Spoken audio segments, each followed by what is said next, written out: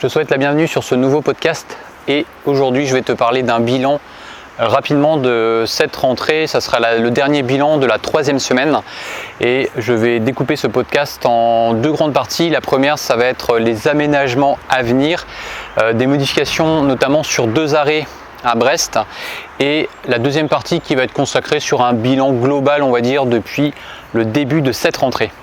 Alors pour commencer, au niveau d'aménagement, il y a 2 arrêts qui sont sensibles aujourd'hui, à savoir Brest, Jules-lès-Veynes en premier, et ensuite l'arrêt Brest-Kérichen-Choiseul.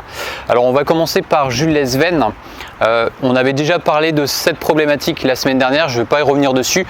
Je vais juste te dire que c'est prévu dans les quelques jours ou quelques semaines à venir de neutraliser des places de stationnement avant d'arriver à l'arrêt Jules-lès-Veynes. Donc quand tu vas en direction du rond-point de Carte-à-Tupage, ce qui se passe, pour résumer, c'est que quand tu arrives, il y a des voitures stationnées, ce qui fait que tu es obligé d'avancer pour te caler, si tu veux, pour prendre l'arrêt, et les élèves en plus sont sur la voie de circulation. Donc l'idée, c'est qu'on accentue l'espace d'arrêt pour que au moins 2 autocars puissent s'arrêter de façon simultanée, et même s'il y a un bus articulé. Ensuite, deuxième arrêt, donc qui correspond à l'arrêt Kérichen-Choiseul. Là, c'est aussi assez problématique en termes à la fois de régulation, parce que l'espace n'est pas suffisamment long pour faire de la régulation sur les zébras jaunes.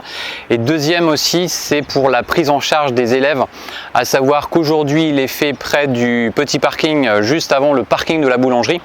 Ça va être modifié dans les prochains jours, puisque il y a les stationnements en place qui sont, on va dire, perturbés par l'ensemble des lycéens qui sont en attente ou qui sont en train de monter dans les cars, y compris les cars quand ils sont en train de faire la montée des passagers pour repartir. Ça crée, on va dire, de la difficulté pour les automobilistes, soit pour ceux qui veulent rentrer sur le parking ou soit qui veulent en sortir. Donc là, l'idée, c'est qu'on désengorge cet espace de Kérichen-Choiseul pour la régulation. Et qu'est-ce qu'on peut faire pour que ça fonctionne? C'est déjà de trouver un autre espace pour faire de la régulation, si tu veux, quand il y a plus d'attente à réaliser, parce qu'on considère qu'à Kérichen-Choiseul, c'est pour des départs, on va dire, avant 10 minutes.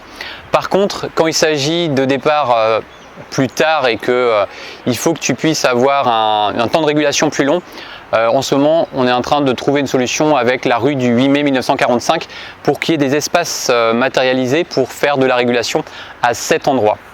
Donc ça, ce sont les 2 choses qui concernent les aménagements. Donc je ne vais pas y revenir dessus, mais c'est, on va dire, la fin de cette première partie de podcast.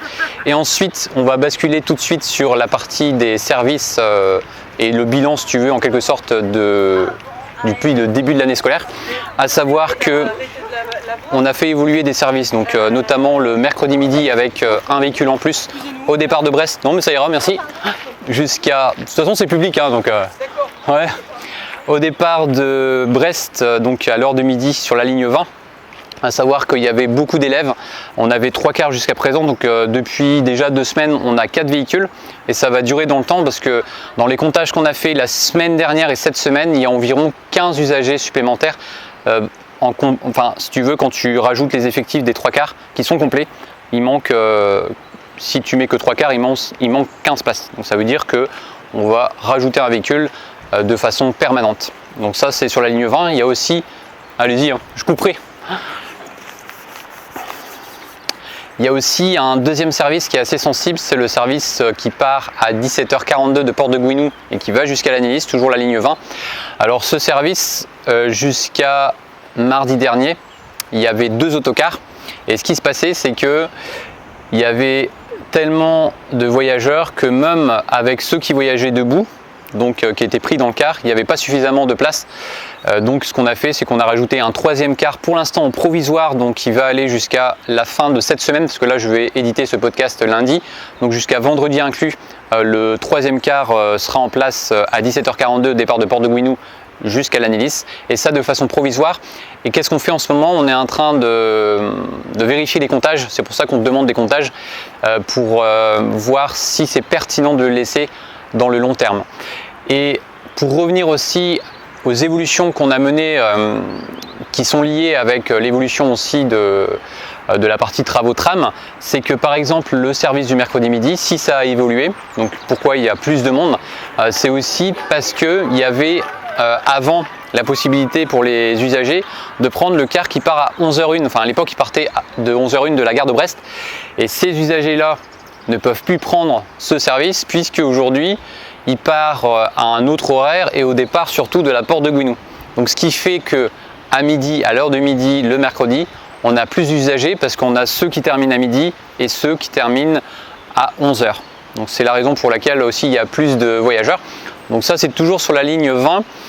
De façon générale, c'est toujours sensible sur certains secteurs, notamment à Saint-Paul-de-Léon, en termes d'effectifs, avec des surcharges, et on l'a constaté aussi régulièrement le matin et aussi le soir. Le matin, c'est assez problématique, on se rend compte qu'il y a environ une dizaine de personnes debout entre le véhicule qui fait 6h54 l'Aisne-20 jusqu'à Saint-Paul-de-Léon et le véhicule qui fait son renfort, à savoir le départ à 7h, je crois que c'est 18 de la place Wandfried jusqu'à ensuite Saint-Paul-de-Léon. Donc ces deux véhicules sont assez sensibles, donc pour l'instant on n'a pas de solution, mais on est conscient qu'il y a 10 places qui manqueraient par rapport à la totalité des places disponibles aujourd'hui. Ensuite, au niveau des horaires, alors je pense beaucoup aux conducteurs qui vont être sur le service de la ligne 25 et notamment aussi des scolaires vers Plouescat et Saint-Paul-de-Léon, puisque cette semaine, à partir de mardi jusqu'à vendredi, il y a d'importants travaux sur la RD10, puisque la partie entre Cléder-Quérider et jusqu'à la Régoré-Blouet de Plouescat va être barrée, et ça va impliquer une déviation importante pour ensuite aller dans chaque sens, donc soit direction Saint-Paul-de-Léon, soit direction l'Aisne-20. Donc il y aura beaucoup de retard, minimum 15 minutes sur un service dans le sens aller et dans le sens retour cumulé, donc ça fera environ 30 minutes de retard. Pour le bilan, sinon, pour continuer peut-être sur d'autres bassins scolaires, donc bilan pour l'Aisne-20, c'est que cette semaine ça s'est amélioré en termes de timing, d'horaire. Il y avait une sensibilité sur la ligne 2107 parce qu'elle partait assez juste de la porte de Gouinou. Aujourd'hui, elle part à, on va dire, en général à 7h36 au lieu de 7h35, donc il n'y a pas beaucoup de retard et c'est plutôt bien parce qu'il arrive le véhicule assez tôt à la plage Auvirine pour ensuite que les élèves puissent prendre les navettes. Donc ça c'est le point positif. L'Aisne-20 sinon, de façon générale, c'est assez calme, ça se passe plutôt bien. Il y a quelques lignes où il faut quand même vérifier certains éléments, notamment la ligne 2159-1, puisque l'itinéraire qui était prévu pour l'instant n'est pas réalisé, donc c'est en cours en tout cas pour que ce soit fait comme il faut à partir de cette semaine et en fonction aussi des contraintes à chacun des arrêts. Et pour continuer aussi en termes de scolaire toujours et au niveau des bassins scolaires, de façon générale, on a observé cette année une importante, sur plusieurs lignes si tu veux, il y a plusieurs problèmes de comportement avec des élèves en scolaire pour ce début d'année.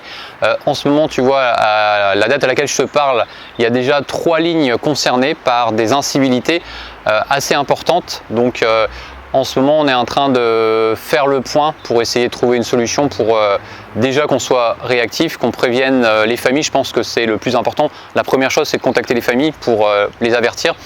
Et ensuite, peut-être, en fonction des cas, d'intervenir sur place. On le fait en général, on l'a même déjà fait sur certaines lignes aujourd'hui, enfin on va dire la semaine dernière, avec l'intervention d'un contrôleur directement à bord du car. Et ce qu'on fait aussi des fois dans les cas les plus importants en termes d'événements, quand il y a eu des événements importants, ce qu'on va être amené à faire aussi, c'est à aller sur place, on va dire rencontrer les élèves avec qui il y a eu des soucis, avec les familles, donc avec les parents, pour échanger autour d'une table. Donc ce sont des sujets en tout cas qui sont en cours en ce moment de mise au point et ça va évoluer dans les jours à venir.